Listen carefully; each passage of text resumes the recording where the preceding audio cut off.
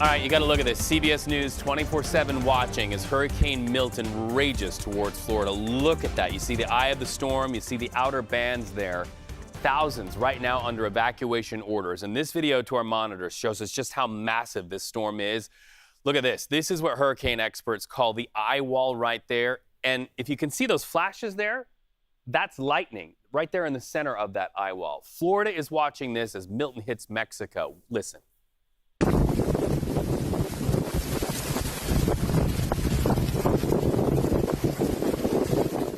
That's what it sounds like in the night as Milton approaches. And as Jessica just told us, when Milton hits Tampa, it's going to come at night. Strong winds and waves battering Mexico's Yucatan Peninsula there. And so this is what they're dealing with. And it's also kind of a foretelling of how bad it could get for Floridians. So you can see there, people are busy helping people right there. Video to our monitors show us the efforts in Fort Myers Beach, where it's all about filling up those sandbags to beat back the storm surge.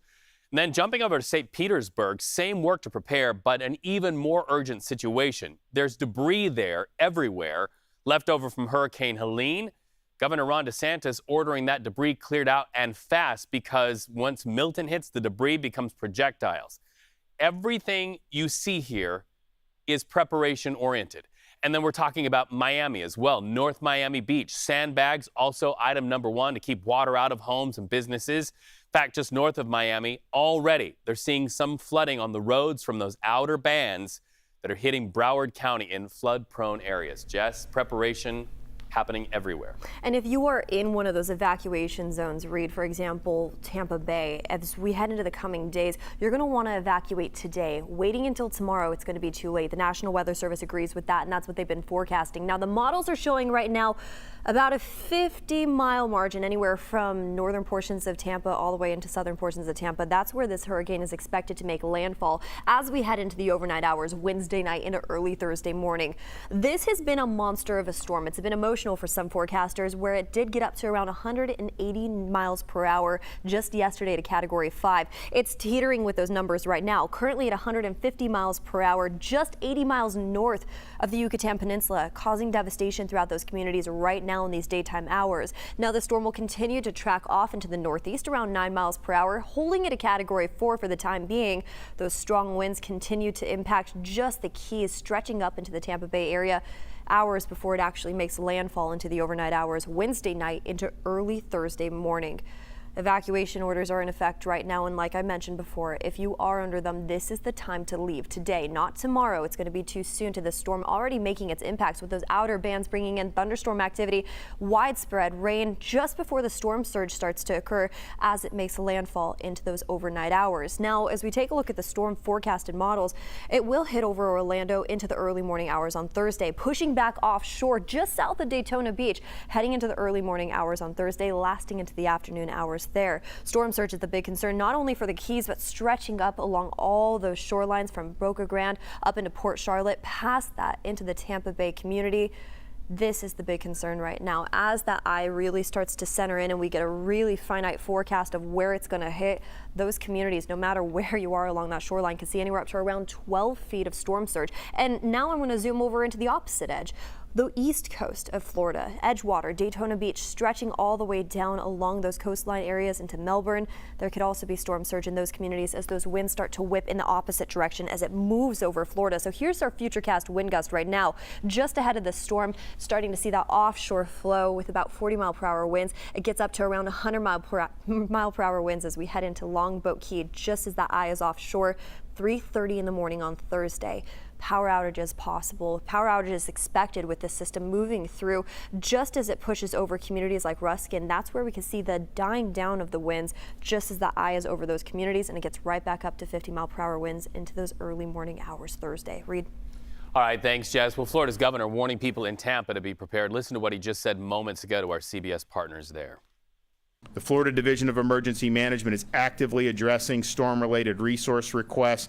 We are currently fulfilling close to 1,000 missions to support our local communities. That includes everything from tiger dams and generators to staff support. as well as food and water and tarps. We've also deployed more than 11,000 feet of flood protection systems, and we're prioritizing critical infrastructure like hospitals, wastewater treatment facilities, and electrical infrastructure.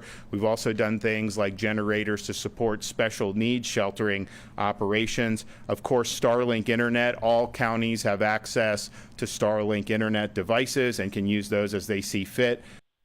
So also listening to the governor's warnings, people who are in Orlando, and that's where we find CBS News national correspondent Manuel Bojorquez.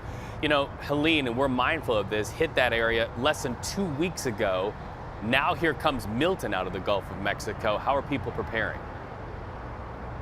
Yeah, really a double whammy there. Let me start by telling you this. The reason we're here on this street in downtown Orlando is because we had to check into a hotel where we could safely ride out the storm and broadcast from. That being said, I can tell you that the hotels in this area are all basically sold out. People are coming here with their pets, food, medication. You can imagine the same thing is happening at many of the shelters that have opened up. A lot of the people coming to Orlando are fleeing from the West Coast, where they won't experience the storm surge here.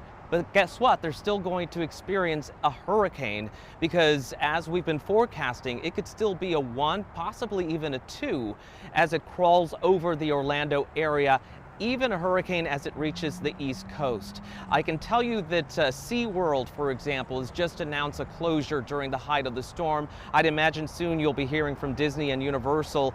And think about the dynamic there. Think about all the people who aren't from this area, who visit, who may right now be trying to figure out what to do. Should they drive home? Should they fly home? Orlando's International Airport has already said that starting tomorrow they will cease operations until they can safely operate again after the storm. Driving around today, we saw that some gas stations are already running out of fuel. People are buying water, people are buying food. It's a lot going on, but that's what officials want. They want people to evacuate. They want people to prepare. Well, and you heard the officials in Tampa saying, run from the water, hide from the wind. And where you are in Orlando, people are doing that. They are literally running up the freeway to Orlando, knowing they'll still be caught in a hurricane. That's a powerful picture there to paint. So let's contrast Helene and Milton. Are you seeing any difference in approach? Every time a tragedy hits, we learn, we do better. Are you seeing any changes in how they're approaching this time? I think from the population perspective, a bigger group of people have decided to leave the West Coast. It was very devastating what happened there during Helene, but you remember that was just getting sideswiped by Helene as it headed north. This is looking to make a direct hit and remain a hurricane as it goes across the entire peninsula, exiting on the East Coast. So I think people are taking this much more seriously, and hearing the official warnings, you would have to essentially do something like that if you're looking to keep yourself safe. As we have said over and over, the biggest killer during these storms is not the wind, as devastating as it might be. It is the water. So the storm surge that's expected on the West Coast, I think that's what's gotten a lot of people's attention. I want to ask you another question. President Joe Biden, we just let our viewers hear what he had to say moments ago, warning people who own businesses to not price gouge.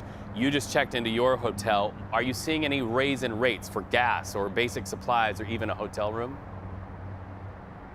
Not at this point. The question will be what happens after the storm. Right. You know, typically that's when these things are really hard to come by, because the supply chain is broken if you have highways that are flooded and people can't get supplies from A to B.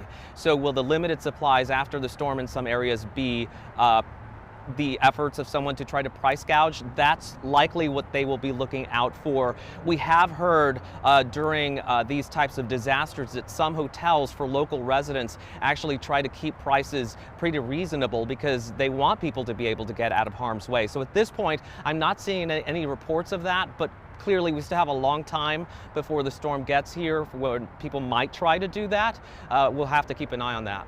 Manuel Bojorquez, thank you so much. Another day of excellent reporting. I think the last time we saw you, you were up to your knees in mud in North Carolina. Thank you so much. All right, so think about this here at home or where you're watching us. People told to get out before Milton makes impact, but getting out by plane, not easy, and in some cases, impossible right now. Tampa International shutting down operations as a precaution. Other airports signaling the same. So if you live in that area, just make sure to stay up to date, minute by minute in some cases, on airline alerts. You just might have to rebook your flight.